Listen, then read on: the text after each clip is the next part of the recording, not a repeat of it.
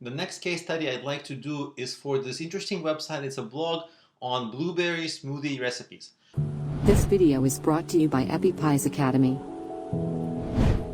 What I really like about this business, is that it has a very natural niche. Because if you start your business in some kind of a food or recipe business, it's incredibly crowded. And you can't really go big on it, right? You have to start somewhere small. And this is a perfect way to start somewhere small. Like, there's a lot of people who love blueberry smoothies or smoothies of all kinds, and they want interesting and creative recipes, right? Because they make some and they get bored, and so they want new ones. So this is an amazing resource for them, especially if over time you create a bunch of really interesting and creative ones. And what this can also do is give you, this is something that can be big on Instagram, YouTube, a whole bunch of places like online communities, maybe Facebook groups where people love health, or they love like blueberry smoothies or different smoothies. So there's a ton of ways. There's a ton of ways to promote this and build a huge audience.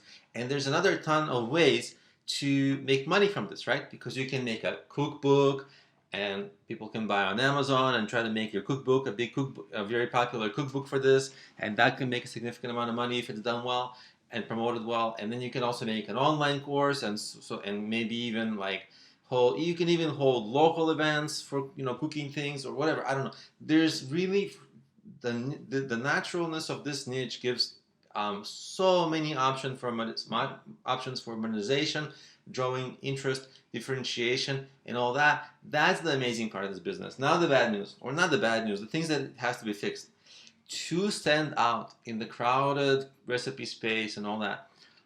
What you have to do is really pay more attention to SEO. If I look at the SEO of this page, the keywords are good. Mary, cranberry, and orange smoothie. That's a great keywords, right? But there's so much more you can squeeze out of that. And I can see that you didn't do keyword research very much or apply it too much, because if I look at the meta tags, for example, right, and if I look at the title meta tag, then I see that the only keywords you're targeting is blueberry smoothie recipe, right? There's so many additional keywords. First recipe and then plural recipes, that's easy. But then there's so many synonyms and so many ingredients, and then there's so many additional keywords that you can find on this. And I know that you didn't look that much and that hard, because in the description meta tag, you also only have here 3 keywords where you're allowed 140 characters in that, and you're allowed 70 characters. Oops, where did I just click? And you're allowed 140 characters you're allowed 70 characters in the title meta tag. So I know you didn't do, you're not reaching the full potential. And because keywords, they go, you kind of do your keyword research, and the more extensive it is, the better. Especially for your business, the more extensive it is, the better. So you don't have to go back over and over and add the keywords and adjust.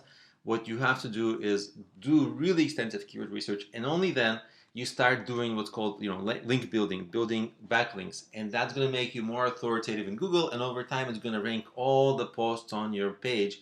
And like, for example, this post, right, the Mary cranberry and orange smoothie. So there's so many different ingredients, so many different flavors, and there's a lot of synonyms that you can find other than smoothies. So really, the sky is the limit for keywords, and then you got to make your site more authoritative and rank better, and then you got to take your marketing to YouTube for all the same keywords and topics. You want to rank in YouTube. You want to maybe also, because smoothies, they kind of look cool and they're healthy, you can make like I said, Instagram. So there's you got to pay better attention to the marketing, and have a lay out for yourself a more professional way to promote on Facebook, on YouTube. Apply yourself a little better to Google SEO. The good news is none of these things are rocket science. They're relatively easy to learn once you have direction. But that's kind of how I would promote the business. Right now, I just see content and I see a good niche. But what's lacking is the promotion. The promotion, it feels lacking.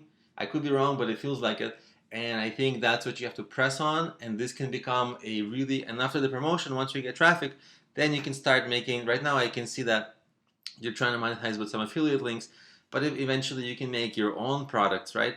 And sell those products on Amazon, on other places online, and this can be quite lucrative.